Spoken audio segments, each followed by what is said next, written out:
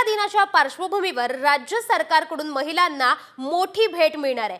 आज लाडकींच्या खात्यात पैसे जमा होणार आहेत। आजपासून हप्ता मिळणार आहे।